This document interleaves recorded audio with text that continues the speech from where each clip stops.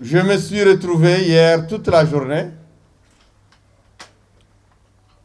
de midi à 15h, avec le chef de l'État,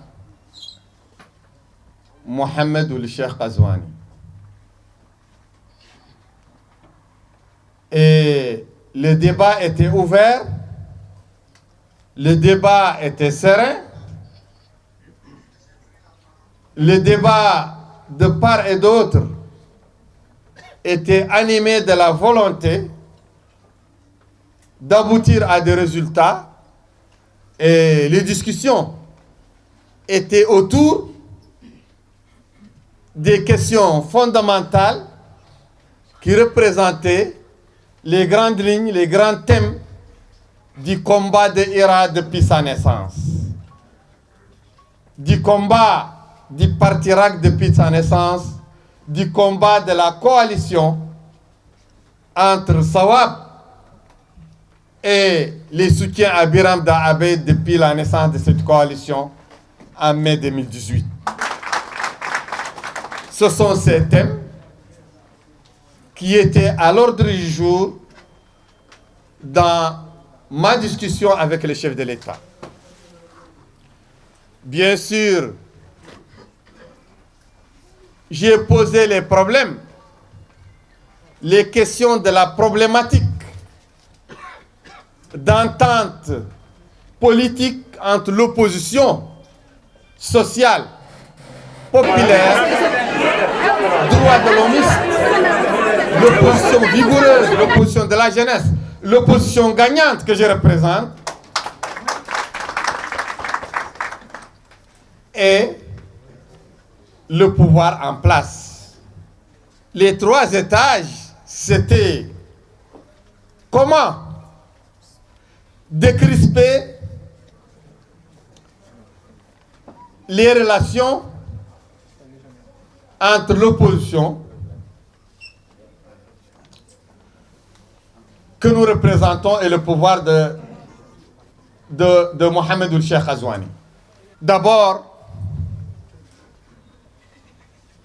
il faut la reconnaissance du parti RAG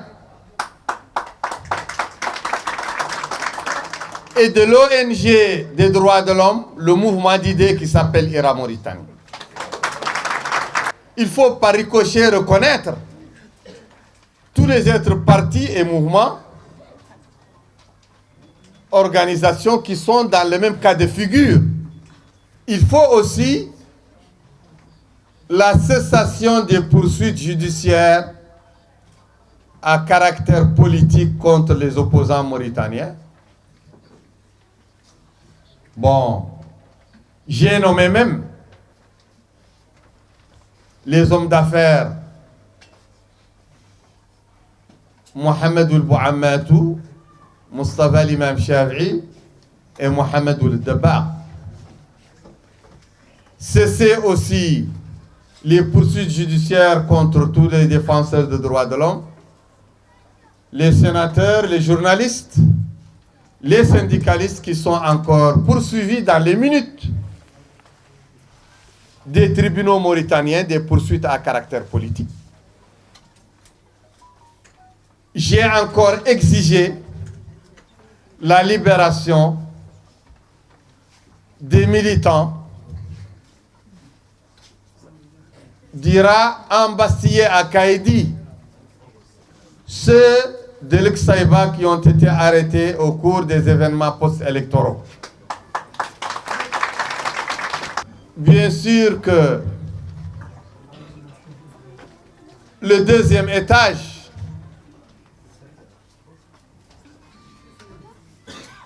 ça concerne le processus démocratique qui commence par un recensement national pour tous les Mauritaniens résidant sur le territoire mauritanien et à l'étranger qui doivent être recensés, le recensement biométrique, selon nous, dans un délai qui ne doit pas dépasser 2 années. Il faut encore une refonte du fichier électoral mauritanien qui consisterait à faire figurer tous les Mauritaniens à l'étranger et en Mauritanie sur le fichier de la liste électorale. Toutes les autres questions d'actualité que je n'ai pas citées ici ont été abordées. Nous avons aussi abordé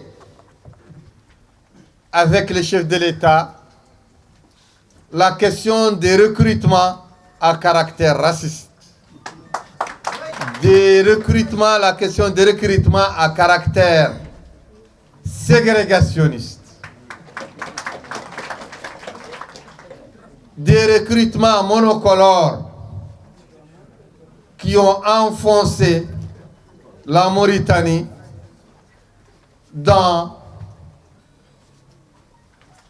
le fond du trou noir de l'incompréhension sociale et ethnique entre les différentes composantes de notre peuple.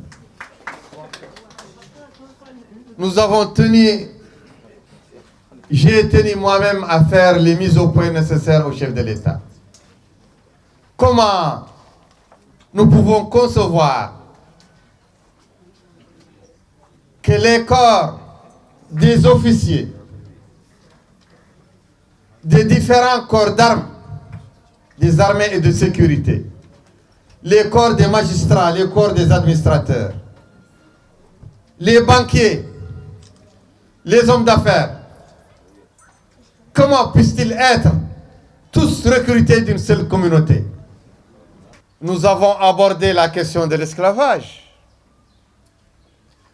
les crimes d'esclavage, les pratiques criminelles d'esclavage qui continuent à jalonner notre société, ces crimes qui continuent à être protégés. J'ai dit donc au président Mohamed Cheikh Al-Ghazouani que je veux bien l'édifier que ce qui s'est passé dans les années de Braise